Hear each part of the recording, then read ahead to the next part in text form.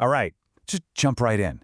When you think of a clock, you probably hear that steady 1-second rhythm in your head. Tick, tock.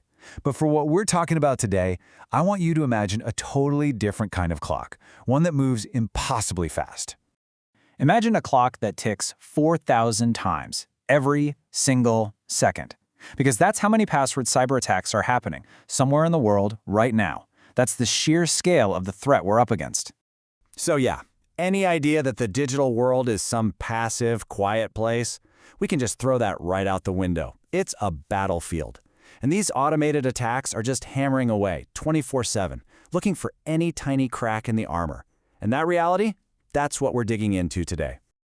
This relentless digital siege is the core problem that modern security systems like Microsoft Entra are designed to fight.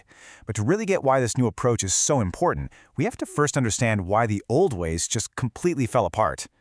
Yep, the castle has fallen. The old playbook for how to think about security, it's obsolete. And we need to understand why it failed to really appreciate what's been built to replace it. You know, for decades, the go-to model was what we called castle and moat.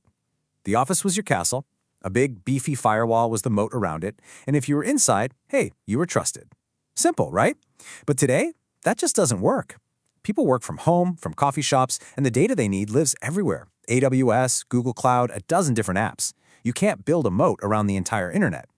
So the new reality is called zero trust, and the name says it all. You trust nothing. Every single attempt to access anything has to be verified, every single time. And that leads us to probably the single most important concept in all of modern security. This is really the core idea of this whole explainer. Just think about that for a second.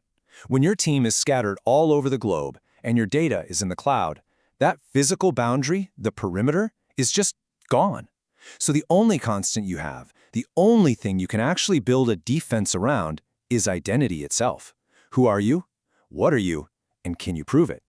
And this is exactly where Microsoft Entra comes into the picture. It's not just one single product. Think of it more like a whole family of tools, an entire architecture, built from the ground up to defend this new invisible perimeter of identity. Okay, but when we say identity, who or what are we really talking about? You're probably picturing a person, right? Someone logging into their laptop. Well, it turns out there's this massive invisible population on our networks that we almost never think about. Just look at this breakdown. It's kind of staggering. In a typical company, actual human beings make up less than 10% of all the identities. So what's the other 90+%? They're what we call workload identities, things like apps, virtual machines, software containers. There is literally an invisible, non-human army on our networks, and they outnumber us almost 10-to-1. This quote just nails the problem perfectly. We spend all this time and money securing the front door, right? Checking the IDs of every person who comes in. But at the same time, there's this huge army of automated bots and services just running in and out of the back door completely unchecked. And if a hacker can compromise just one of them, they can waltz right past all our human-focused security. Now, as if securing that invisible army wasn't a big enough challenge, there's another massive problem. Get this number, 99%. That's the percentage of permissions across all the major cloud platforms that are given to identities, but then never, ever get used. This whole thing has a name, permission creep. You've seen it happen. To make things easy, an IT admin gives a new person way more access than they actually need. It's like giving someone the master keys to the entire skyscraper, including the vault, when all they need to do is water a plant in the lobby. That 99% of unused access is just a massive, glowing vulnerability waiting for an attacker to find it. So how in the world do you fix this? You can't do it by hand. It's impossible. The solution is a tool called a CM, which is a key part of Entra. It uses machine learning to just watch what an identity actually does day to day. The system sees, hey, this person only ever waters the plant, and it automatically revokes the keys to the vault. It enforces what's called the principle of least privilege, but it does it dynamically, on the fly. And this smart automation applies to people too. We've all been there, right? A new hire, a joiner, can't get any work done for 2 days because they're waiting for IT to set up their accounts. Even worse, a leaver quits, and months later their account is still active. Entra's lifecycle workflows automate this whole messy process, making sure access is ready on day one, and this is the important part, it's cut off the very instant someone leaves. All right, so we've talked about locking down the internal world. But what about how we prove who we are to the outside world? This next part is where things get really forward-looking. It's about a fundamental shift in the very idea of an ID. Let's be honest, the current system is kind of broken. We hand over our personal data, our driver's license, our date of birth, to hundreds of different companies and just cross our fingers hoping they don't get hacked. Decentralized identity completely flips that around. You own and control your identity in a secure digital wallet on your phone, and instead of handing over your data, you just share a temporary, secure cryptographic proof. Now that sounds like a complete paradox, doesn't it?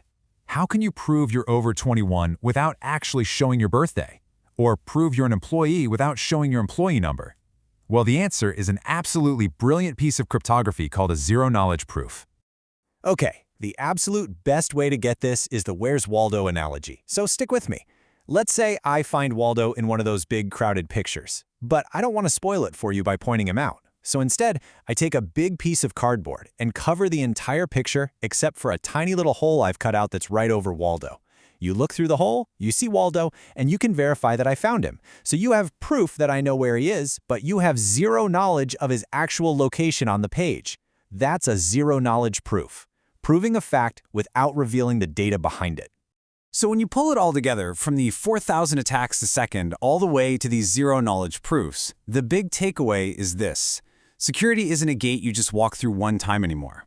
It's a continuous, dynamic conversation.